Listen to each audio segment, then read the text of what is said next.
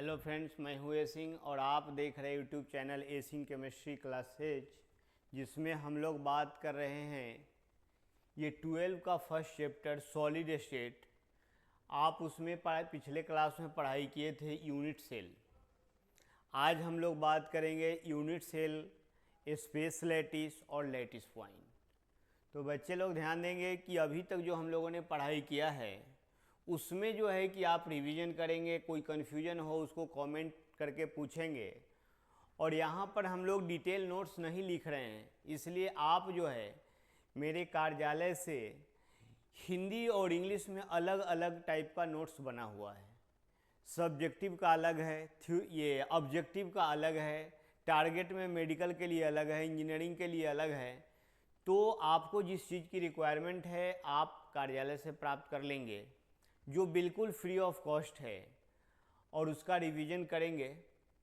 तो अगर आपको व्हाट्सएप नंबर पता ना हो तो बच्चे लोग ध्यान देंगे, ये मेरा व्हाट्सएप नंबर है, आप इस पर भी कांटेक्ट कर सकते हैं। आप देख रहे हैं यहाँ पर आप देख रहे हैं यहाँ पर ये व्हाट्सएप नंबर है, इस पर कांटेक्ट कर सकते हैं और आप जो है असाइनमेंट रिसीव कर सकते हैं इसके माध्यम से। ठीक है लोग, तो आज हम लोग बात करें कंसेप्ट ऑफ यूनिट सेल। तो सबसे पहले तो हम जानना चाहेंगे कि यूनिट सेल होता क्या है।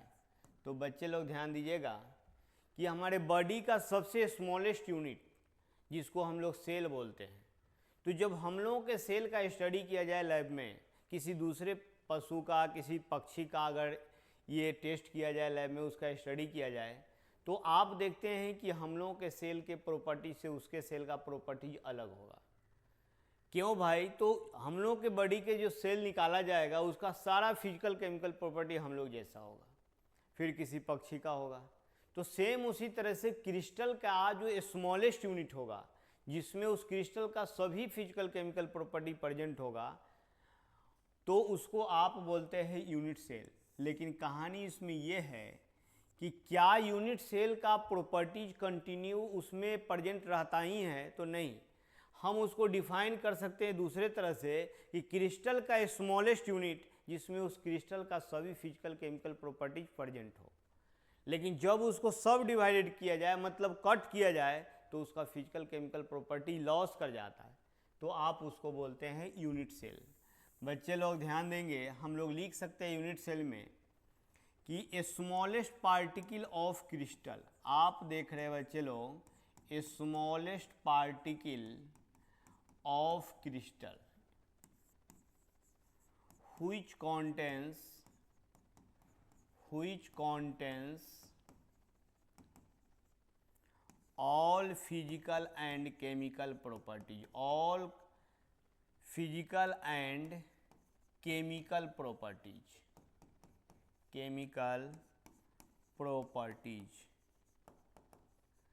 and when they subdivided,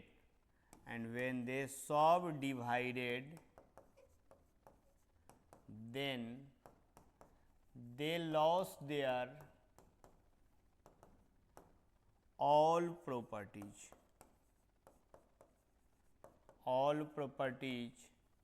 then which is called unit cell. बच्चे लोग ये कह सकते हैं कि क्रिस्टल का वह सबसे छोटा यूनिट जिसमें उस क्रिस्टल का सभी फिजिकल केमिकल प्रॉपर्टीज प्रेजेंट हो, तो आप उसको, और यहाँ पे देख लेंगे ये कि फिजिकल केमिकल प्रॉपर्टी प्रेजेंट है, लेकिन जब उसको सब डिवाइडेड कर दिया जाए, मतलब कट किया जाए, तो प्रॉपर्टी लॉस कर जाता है, तो उसको आप क्या बोलते हैं? Unit cell.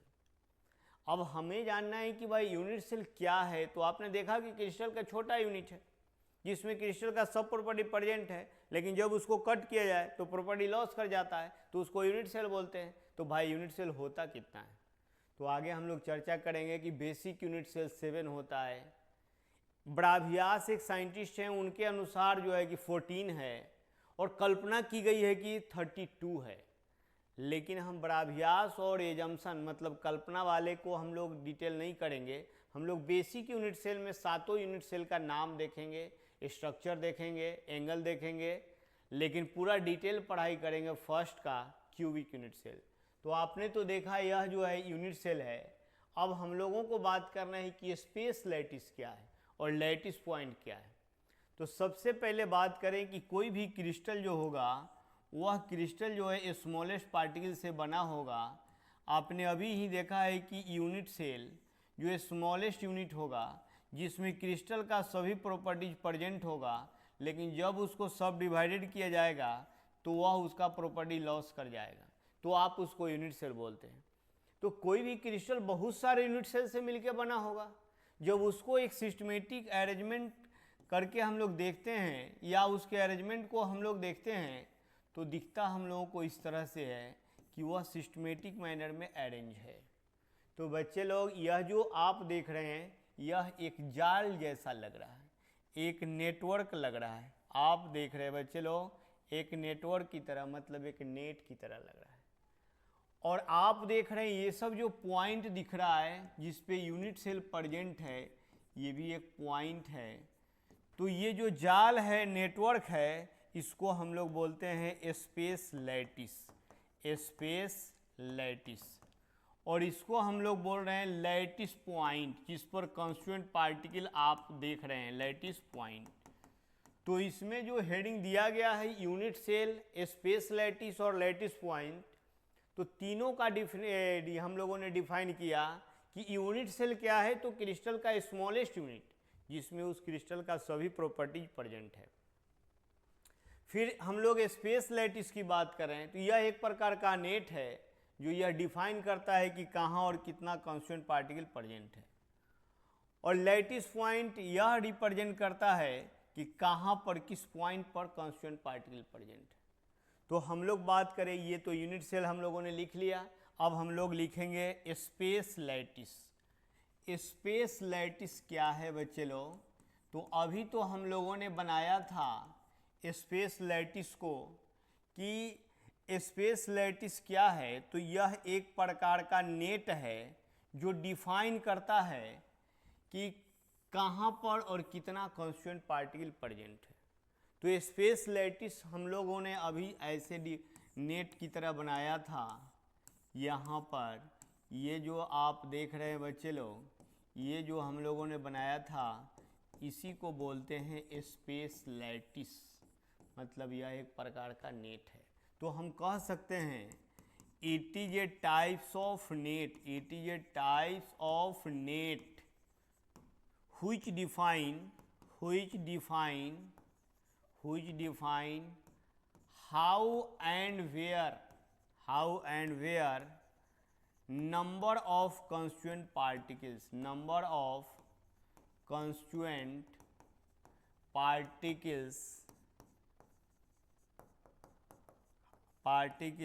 are present, known as space lattice.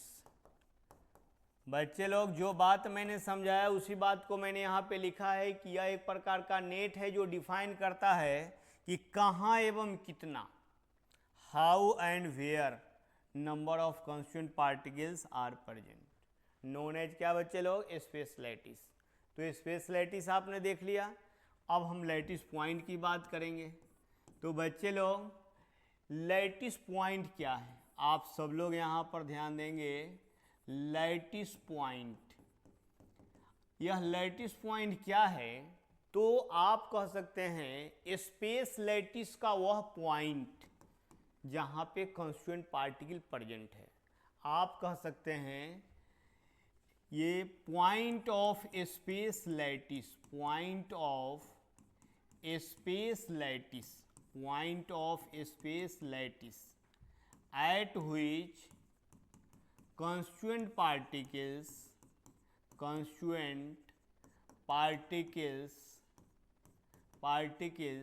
are present, constituent particles are present, then which is called क्या बच्चे लोग? Lattice point. आप देख रहे हैं यहाँ पर कि लैटिस पॉइंट क्या है, तो यह एक प्रकार का पॉइंट है जो स्पेस लैटिस में प्रेजेंट है। और स्पेस लैटिस क्या है? तो अरेंजमेंट ऑफ कंस्टिट्यूएंट पार्टिकल से जो नेट बनता है उसको आप स्पेस लैटिस बोलते हैं। तो मैंने देखा इसमें क्या चीज़, स्पेस लैटिस और लैटिस पॉइंट। ठीक है बच्चे लोग, तो आप देख रहे हैं आगे हम लोग name of basic unit cell. तो बेसिक यूनिट सेल पहले ही बात क्लियर है कि बेसिक यूनिट सेल 7 होते हैं। तो आप देख रहे हैं यहाँ पर ये बेसिक यूनिट सेल में नेम क्या होगा? तो फर्स्ट नंबर में आप देख रहे हैं ये सीरियल नंबर अगर हम लिखें तो 1 नंबर में होगा बच्चे लोग क्यूबिक यूनिट सेल। आपने देखा कि 7 यूनिट सेल है जिसमें पहला नंबर है क्यूबिक यूनिट सेल। बच्चे लोग सेकंड में क्यूबिक के बाद tetragonal, tetragonal unit cell, tetragonal unit cell.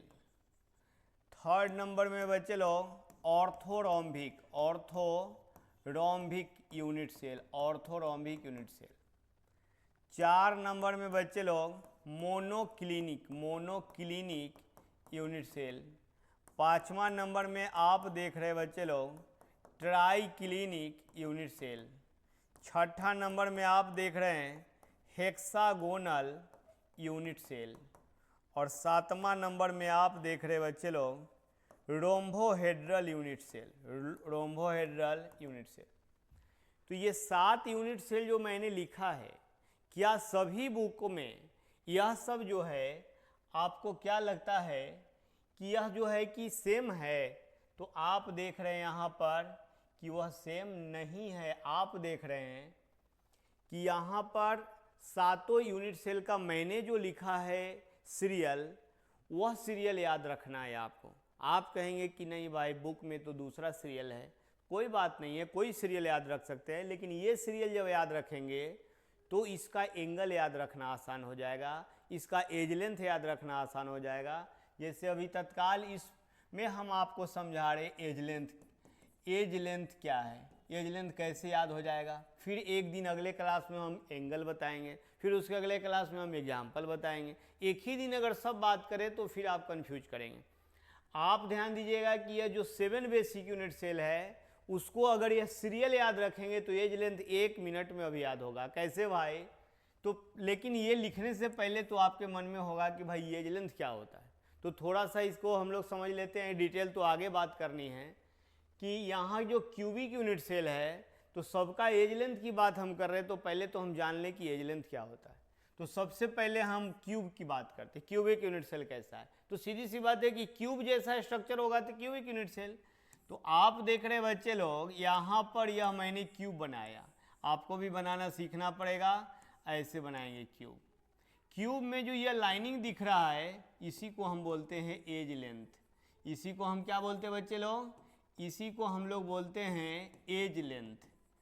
As length है तो आप देखेंगे यह क्या है तो कॉर्नर है, यह क्या है तो इसको हम बोलते हैं फेस। ये सब डिटेल में हम आगे पढ़ेंगे, तत्काल हमको समझाना था कि एज लेंथ क्या होता है। तो एज लेंथ की मैंने चर्चा कर लिया, तो एज लेंथ हम आपको याद दिला दे रहे हैं यहाँ पर कि एज लेंथ क्या होता है। तो अगर ये सीरियल याद रहे तो ये एज लेंथ याद रखना सबका बहुत आसान हो जाता है। कैसे भाई? तो ऊपर वाला जो क्यूबिक यूनिट सेल है तो मैंने जो अभी बनाया था यहाँ पर, ये जो आप देख रहे हैं यह ए है, यह बी है और यह सी। तो इसमें जो है कि ए बराबर बी होगा और बी बराबर सी होगा। और सबसे नीचे वाले का भी यही होगा, ए बराबर बी होगा और बी बराबर सी। तो अगर सीरियल आप यही याद रखेंगे तो एज लेंथ तो अभी याद हो गया कि ऊपर वाले का एज लेंथ और नीचे वाले का एज लेंथ दोनों का सेम होता है। ऊपर से 2 नंबर ए बराबर बी होगा लेकिन बी बराबर सी नहीं होगा। फिर नीचे से 2 नंबर में भी ए बराबर बी होगा लेकिन बी बराबर सी नहीं होगा। तो याद हो गया ना, ऊपर वाले और नीचे वाले का ए बराबर बी बराबर सी होता है, लेकिन ऊपर से 2 नंबर ए बराबर बी होता है लेकिन बी बराबर सी नहीं होता है। और नीचे से 2 नंबर में ए बराबर बी होता है, बी बराबर सी नहीं होता है। अब बीच का जो 3 होगा वह कोई बराबर नहीं होगा। ए बराबर बी बराबर सी नहीं होगा, ए बराबर बी बराबर सी नहीं होगा, ए बराबर बी बराबर सी नहीं होगा। तो ये तो याद हो गया ना बच्चे लोग।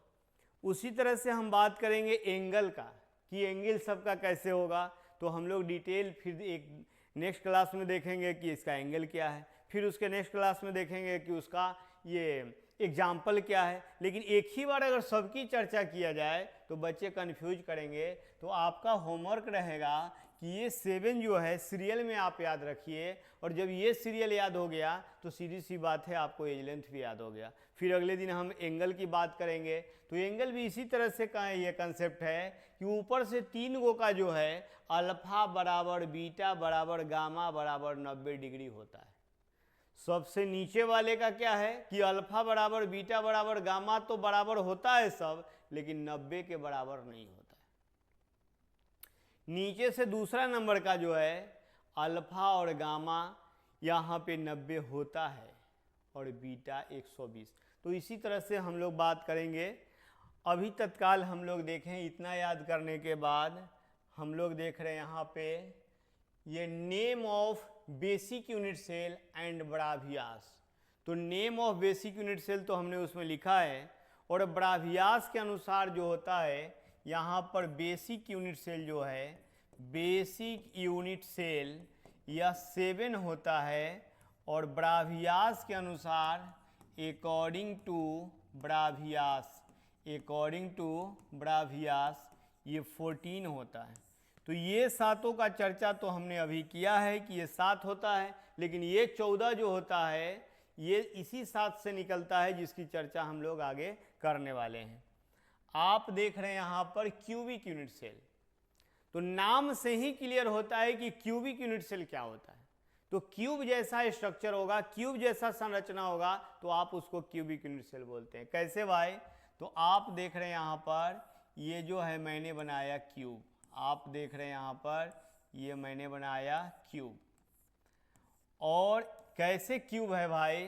तो यहाँ से यहाँ का डिस्टेंस a है, और यहाँ से यहाँ का डिस्टेंस b है, और यहाँ से यहाँ का डिस्टेंस c है। तो आप देख रहे हैं a बराबर b है और b बराबर c है। यहाँ पे अल्फा, यहाँ पे बीटा और यहाँ पे गामा। अल्फा बराबर बीटा बराबर गामा बराबर 90 डिग्री। अगर सब एज लेंथ बराबर हो और अल्फा बीटा गामा जो है 90 के बराबर हो, तो आप उसको बोलते हैं क्यूबिक यूनिट सेल। तो यही क्यूबिक यूनिट सेल का डायग्राम है, इसको आपको ध्यान में रखना है। और क्यूबिक यूनिट सेल का फिर एनालिसिस भी हम लोग करते हैं बच्चे लोग, कि एनालिसिस क्या है। तो आप देख रहे हैं यहाँ पर analysis of cubic unit cell, analysis of cubic unit cell, मतलब क्यूबिक यूनिट सेल में क्या क्या चीज़ प्रेजेंट है। तो जो जिस तरह से मैंने अभी ये स्ट्रक्चर बना के दिखाया था कि यहाँ पर यह क्यूब है, तो इस क्यूब में जो है बच्चे लोग आप ध्यान देंगे कि यहाँ पे कॉर्नर है। ये क्या है बच्चे लोग? ये कॉर्नर है। तो आप देख करके बताइए कि कॉर्नर जो ये है, ये टोटल इसकी संख्या कितना है? तो इसका टोटल संख्या 8 है। 4 गो तो ऊपर दिख रहा है, 4 तो ऊपर दिख रहा है और 4 नीचे दिख रहा है, तो 8 कॉर्नर हो गया। ये जो लाइनिंग दिख रहा है ऐसा वाला, तो वैसा वाला आप देख रहे हैं ये 4 गो इधर है, 1 2 3 4 गो इधर है, फिर 4 गो ऊपर है, फिर आप देख रहे हैं फिर 4 मतलब आप इस सबको काउंट करेंगे कि यहाँ पे ये 1 है, यहाँ 2 है, ये 3 है, ये 4 है, ये 5 है, ये 6 है, ये 7 है, ये 8 है, ये 9 है, ये 10 है, ये 11 है। तो आप देख रहे हैं ये 12 है। मतलब ये एज लेंथ जो है बच्चे लोग, एज लेंथ यह 12 है। एज लेंथ जो है ये 12 है। अब हम बात करें कि और भी कौन सा है, तो ये छत की बात करें बच्चे लोग, ये जो छत है, तो फिर वैसा ही छत फर्श तो नीचे भी है। तो आप देख रहे हैं बच्चे लोग, ये जो छत और फर्श तो 2 हो गया, और चारों तरफ से 4 गो दीवार हो गया, तो इसको बोलते हैं फेस। इसको क्या बोलते हैं? फेस। तो आप ही बताइए कि फेस कितना हो जाएगा? तो एक ऊपर छत और एक नीचे फर्श, तो 2 फेस हो गया और 4 गो दीवार, तो टोटल फेस इसका कितना हो गया? ये आप देख रहे हैं टोटल फेस जो है इसका आप देख रहे हैं 6, क्योंकि एक छत और एक फर्श और 4 गो दीवार। तो यह क्या है? Analysis of cubic unit cell. और इसमें आप इतना को रिवीजन करेंगे, कोई कन्फ्यूजन होगा तो आप कमेंट करके पूछेंगे। तो आज के क्लास में इतना ही बच्चे लोग, आइए इसको रिवाइज करके। Thank you.